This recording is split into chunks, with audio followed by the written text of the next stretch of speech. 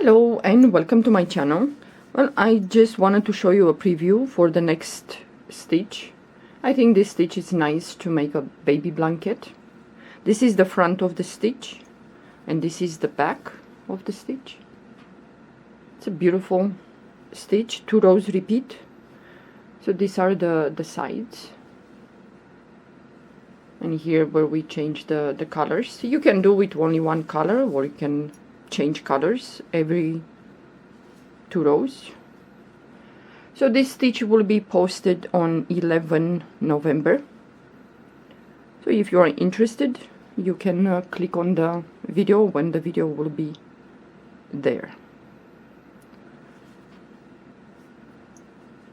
And in here we're gonna close with a single crochet in each stitch.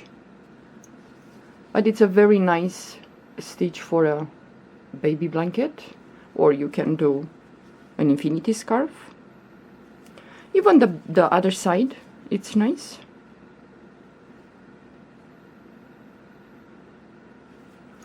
So I will post this on 11 November. Yeah. Well, thank you for watching. Bye.